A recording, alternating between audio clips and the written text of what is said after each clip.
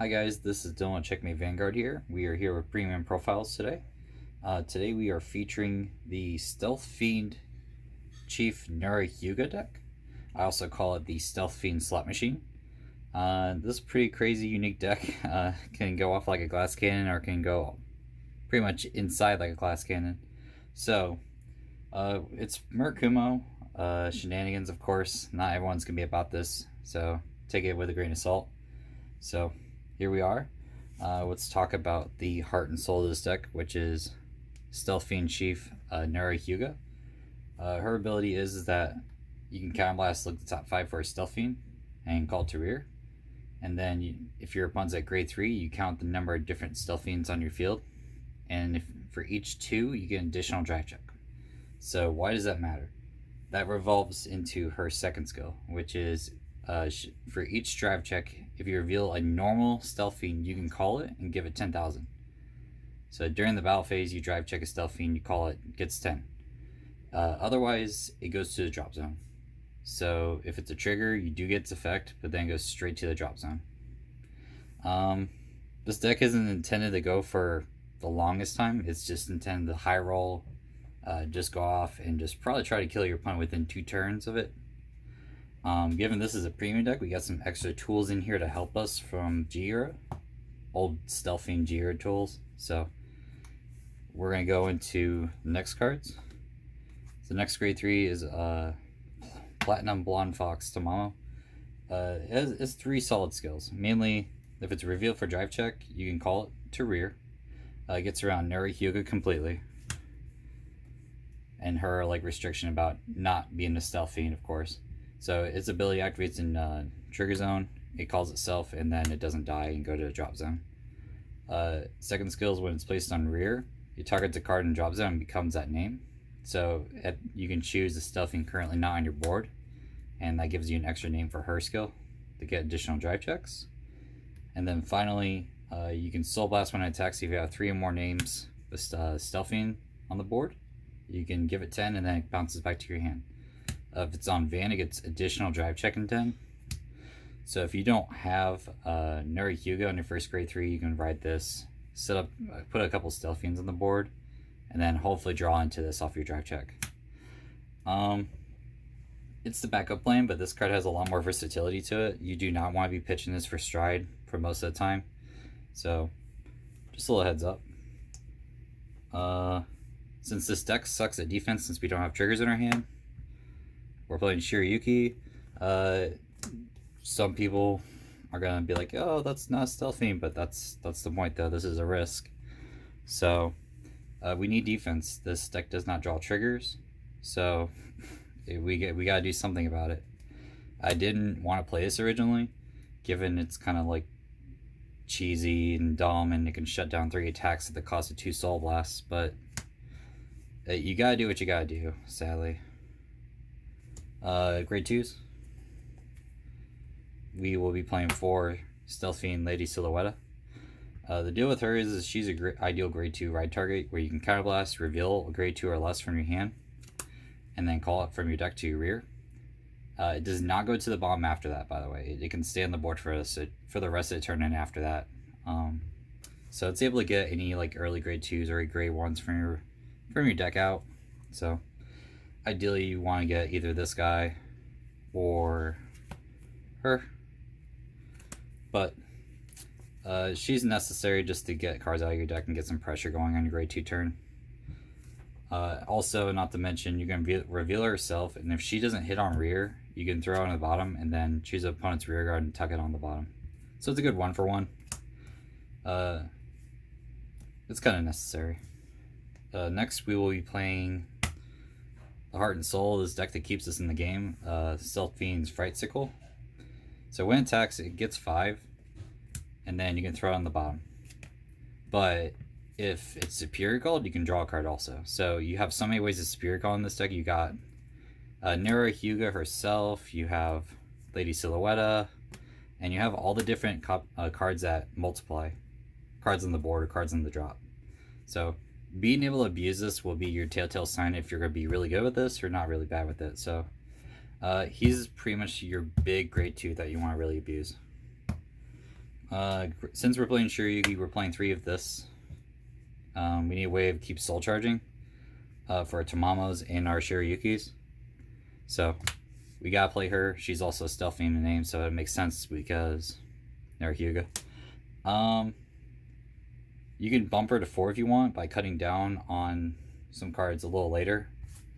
But 3's okay. 3 will do the job. And then we have 2 Owazus. This is the Foolish Burial of the deck, mainly just because you need to wait. There's some interactions between Tamamo Fox where you can dump Foolish Burial something, and he also becomes the name of something that you Foolish Burial. Really good for multiplying plays of where you can just target something, call 2 more out with the same name, or you can just have an extra name on the board for Nura Hyouga, since it counts to that. So she only counts rear, she doesn't count herself, so you can send something you don't currently have on the board. Really useful, really powerful with Tamamo. Since we're playing Shiryuki, we're playing the Stealth Fiend Grade 1 with this. We're playing 4 of it. Since we Soul Blast a lot, she's necessary to regain that soul, as well as just be another name that you can call off of Nura Hyouga. So it works dual purposes. It's pretty much a Grade 1 for the most part. We are playing 4 of the Oboro cart. This is the Murakumo one, not the Nubatama one. If you forgot what this thing does, when it's placed on rear or van, you can cannibalize target unit on your board and call another from your deck with the same name. So you can go touch any of the units we previously mentioned, aka the Rainy Madams, the Jakotsu Girls, the Fright Sickles. Really, really useful. Also good to know this only is on from hand. You can't just superior call it off of a Nura Hyouga and get more cards. So this is our conduit for that, more or less. Really good because you can turn 1 extra attack into 2 extra attacks because of this. So really good card. And then finally, 2 Grade 3 Searchers. It's not Stealth Fiend in name, but we need ways of consistency of seeing our Nura Hyugas, as well as our Tamamo Foxes. It's 13k booster also, just in general, so it's really nice because you have some numbers hitting at around 24, and then boosting with this turns them to 37s. So really decent numbers. You need this for early game, more or less. Grade 0s. V-Starter. Doesn't have to be anything clever. Over-trigger, because over-triggering with Nura Hyouga is really busted, and just being able to restand something with 4 drive checks and just being able to refill your board or hit 8 triggers is dumb. So we're playing that. Play the stride crits, don't play the soul crits. I made the mistake of doing the soul crits first because I was afraid of running out of soul, but problem was I had to keep ditching the fox, which you don't want to do. So these you need to make up for that. Next, the multiplayer enabler, the 4 Heat-on Scroll. You need this card to abuse your Owazus, copying, sending things to the drop zone, as well as your Tamamos, being able to bounce these back to hand and become anything and drop. So then you can call 2 more of the Rainy Madams or your Fright Sickles, where you can get your draw power back. Really powerful. Not to mention you can get 1 more attack. So really good. Since your deck will probably be mostly triggers, this will be really useful. For draw PGs, you need draw power, you need PGs. There's nothing more to say, you just need the draw power to draw into other cards. And 4 Heal Guardians, because if your opponent tries pressuring you early, you need a way of stopping them. So stride deck. Nothing crazy here. It's pretty much standard stuff. It's 4 Shibaraku Victor because it can target stuff and drop and so Soul Blast, you reveal top 7, and whatever's on your rear or drop, you add 2 cards with the same names as them. So it's able to get more like stride targets, more foxes, more conduits. So he's useful, and then his ability to superior call himself from face-up G-zones is really powerful. Definitely do not underrate that, because it comes up sometimes, your opponent forget about it because it's in the face-up G, and then you'd be like 15 again, and they'd be like, oh shit, I didn't even know about that. I'm like, yeah. So it's cheesy. Your other strat you'll probably ever use is Gemma. It's Soul Blast, pretty much call something from your deck that has the same name as it from the drop or on board. So you Fright Sickles or Foxes or whatever. But mainly he's here to close out games, just because you can attack with him with Shadow Stitch on GB3. Your opponent has to guard it, otherwise 5 things in the front will get 5 in crit. So really powerful, really scary with overtrigger restand. So 2 Shibaraku Buster. You don't have to play this. You can play 2 more of the Yasue Gemma if you want to. I never show this thing, but I just have it in here as an option. Drachma and Giggle. Comes up sometimes, comes up maybe sometimes. Just stables to have. You have nothing else to fill the G's on with, really. G-Guards. We have one Shishi Yuzuki, which targets a rear on the board and moves it to guard circle, then chooses one from your deck with same name as the card you intercepted with. So this probably becomes 40k guard, but you can only use this on Vanguard swings. That's the biggest catch of this, so you gotta remember that. He's less restricted. He just chooses something on the board, go get it from the deck, and move it to the guard circle. He's much freer. 2 Shiro Hagano, because you can recycle your overtrigger back in the deck with this, and she comes 25k guard at the cost of a counterblast. Also, she's a G flipper, so she's okay. You can put back stand triggers with this, or you can do crits, heals.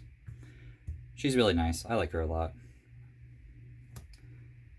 One back tome, because you have dead cards in hand sometimes with extra Nura Hyougas or Foxes. So you need this to cycle. And 1 Colburn, just as a high value G-Guard. You don't have many other high value G-Guards in Murakumo besides your Shishi Yuzuki. So that's all you really have to know. This is just has to be here, sadly, because the clan only has 3 G-Guards. 4 on the horizon, but so just have to deal with it. I'm gonna kind of go over like some basic Shadow Stitch / multiply plays here, because mainly the key to this is you gotta really know what your conduits are to get out your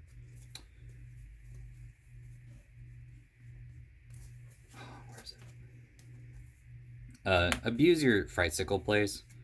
So the deal is, like, you have 2 ways of targeting stuff and get it on the board. So for example, like, okay, he can either be on rear and you use Heat on Scroll, throw it back in the deck, and then call 2 more, and then you get a +1 out of that, which is kind of crucial since your deck doesn't really hold draw triggers well, it doesn't really have much of a hand. Or you can use something like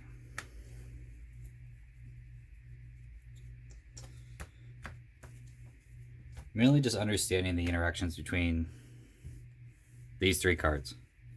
If you know how to use these 3 cards to their full potential, this deck gets over the fact that, oh, you lose your drive checks. Because as long as you're able to recycle these back in the deck, you're going to keep drawing cards that you would have drove check. So like he's able to copy 1 from drop, become the name. Cool, you do Heat on Scroll, throw it back in the deck, get 2 of these. Awesome.